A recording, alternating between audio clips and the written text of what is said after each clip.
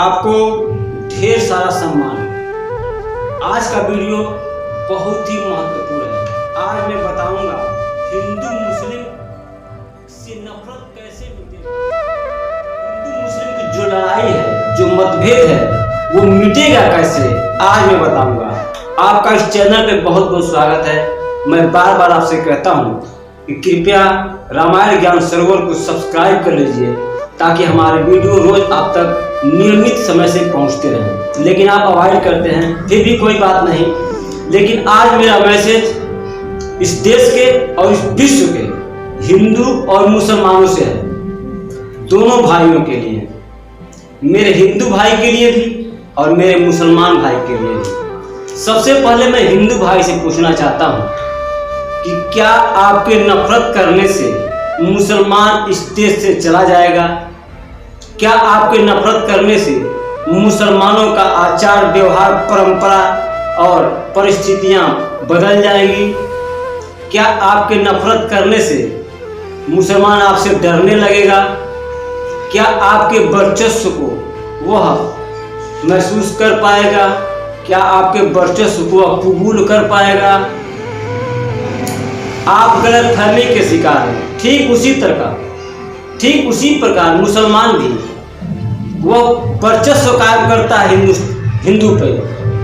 क्या मुसलमान भाई के चाहने से हिंदू समाप्त हो जाएगा, मिट जाएगा इस दुनिया से? क्या आपके चाहने से पूरे विश्व में इस्लामीकरण हो जाएगा? जो लोग ऐसी मंशा रखते हैं कि आपके चाहने से ये परिवेश आपके जैसा हो जाएगा, तो आप गलतफहमी के शिकार हैं। और आपको ना जीवन का ज्ञान है और ना ही भौगोलिक व्यवस्था का ज्ञान है, ना ही आपको आध्यात्मिक ज्ञान है और ना ही सामाजिक ज्ञान है।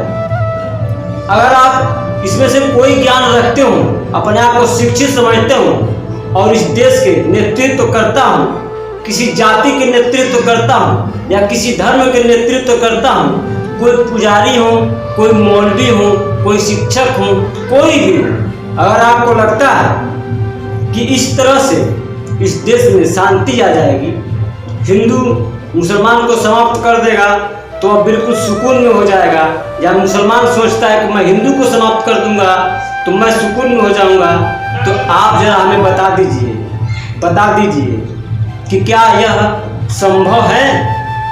संभव है? बिल्कुल संभव नहीं है, बिल्कुल संभव नहीं है। नफरत से सुकून नहीं मिलता।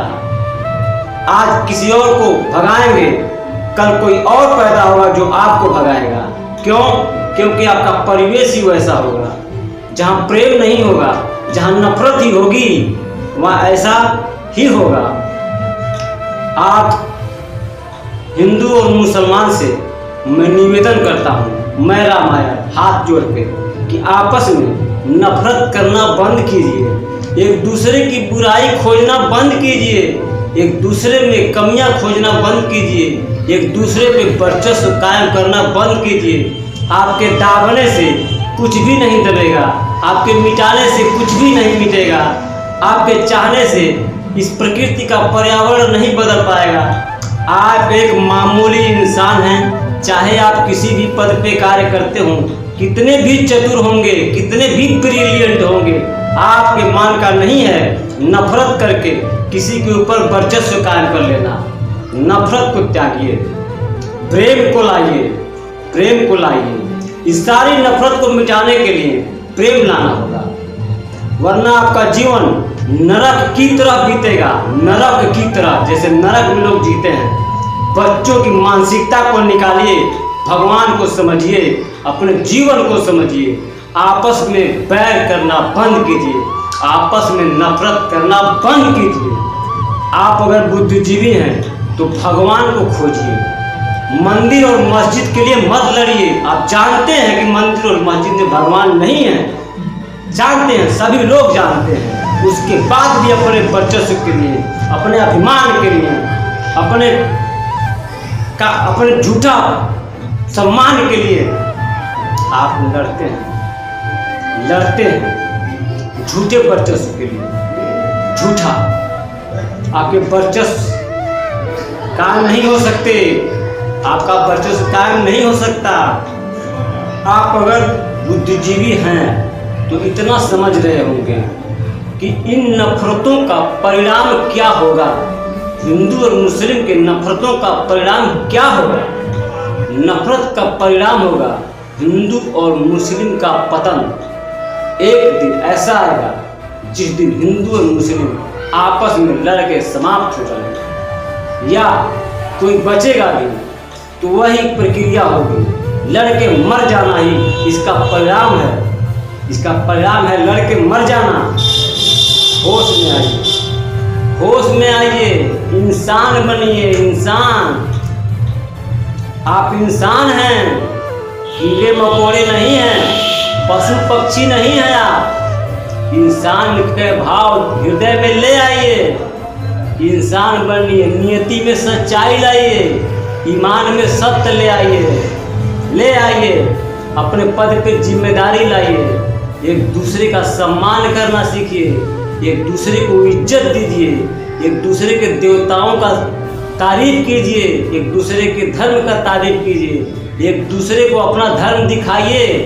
आप अपने धर्म के गुण को एक दूसरे के सम्मान करके उसे दिखाइए, ताकि आपके धर्म में ये गुण है, आपके धर्म में ये विशेषताएं हैं, उन्हें दिखाइए। आप उनके धर्म का मजाक मत उड़ाइए, अपमान मत कीजिए उनके देवी देवताओं का। होश में आइए, आप बहुत बलशाली नहीं हैं, आप अपने अभिमान से बाहर निकलिए। आपके वर्चस्व करने से वर्चस्व कायम नहीं होगा। मुझे उम्मीद है आप हमारी बात समझ रहे होंगे, और मैं आपसे आशा करता हूं कि आज के बाद हिंदू मुसलमान का अपमान नहीं करेगा, बेवजह उनके किसी भी इष्ट का अपमान नहीं करेगा, उनके किसी भी परंपरा का मजाक नहीं उड़ाएगा। और मुसलमानों से मैं भी आशा करता हूँ कि आप हिंदू के किसी भी देवी देवताओं का मजाक नहीं बनाएंगे, उनके ऊपर किसी प्रकार का कमेंट या टिप्पणी नहीं करेंगे, उनका सम्मान करेंगे, हिंदू का सम्मान करेंगे और हिंदू मुसलमान का सम्मान करेगा, एक दूसरे को भाव दिखाएगा, एक दूसरे की इज्जत करेगा, एक दूसरे को सम्मान देगा और एक दूसरे के त्यौहार में शामिल होगा, एक दूसरे के परंपराओं का सम्मान करेगा।